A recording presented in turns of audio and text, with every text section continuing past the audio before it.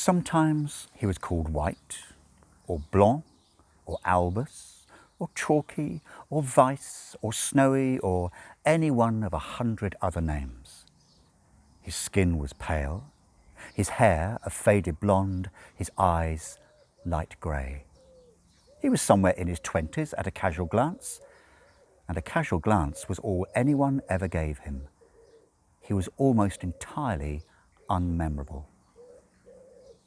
Unlike his two colleagues, he could never settle down in any one job for very long. He had had all manner of interesting jobs in lots of interesting places. He had worked at the Chernobyl power station, and at Windscale, and at 3 Mile Island, always in minor jobs that weren't very important. He had been a minor but valued member of a number of scientific research establishments. He had helped to design the petrol engine and plastics and the ring pull can. He could turn his hand to anything. Nobody really noticed him. He was unobtrusive. His presence was cumulative. If you thought about it carefully, you could figure out he had to have been doing something, had to have been somewhere. Maybe he even spoke to you. But he was easy to forget, was Mr. White. At this time, he was working as a deckhand on an oil tanker heading towards Tokyo. The captain was drunk in his cabin. The first mate was in bed. The second mate was in the galley. That was pretty much it for the crew. The ship was almost completely automated. There wasn't much a person could do.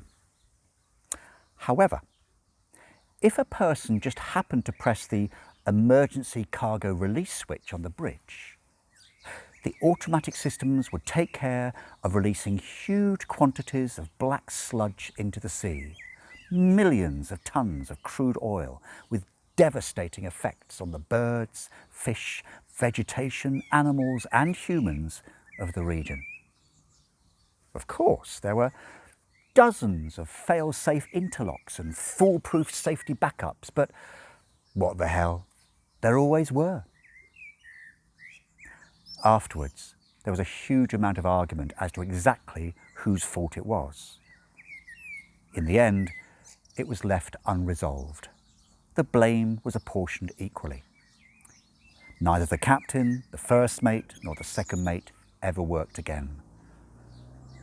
For some reason, nobody gave much of a thought to Seaman White, who was already halfway to Indonesia on a tramp steamer piled high with rusting metal barrels of a particularly toxic weed killer. And then there was another. He was in the square in Kumbolaland, and he was in the restaurants, and he was in the fish, and in the air, and in the barrels of weed killer. He was on the roads, and in houses, and in palaces, and in hovels. There was nowhere that he was a stranger, and there was no getting away from him. He was doing what he did best, and what he was doing was what he was. He was not waiting. He was working.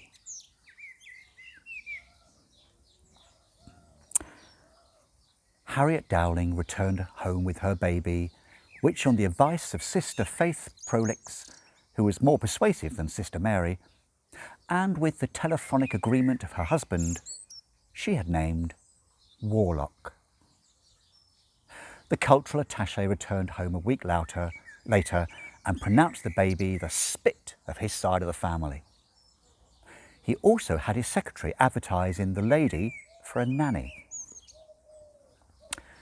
Crowley had seen Mary Poppins on television one Christmas. Indeed, behind the scenes, Crowley had had a hand in most television, although it was the invention of the game show on that he truly prided himself.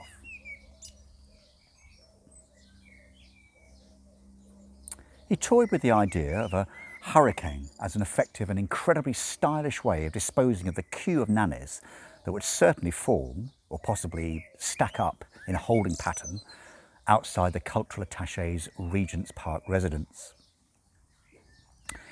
He contented himself with a wildcat tube strike, and when the day came, only one nanny turned up. She wore a knit tweed suit and discreet pearl earrings.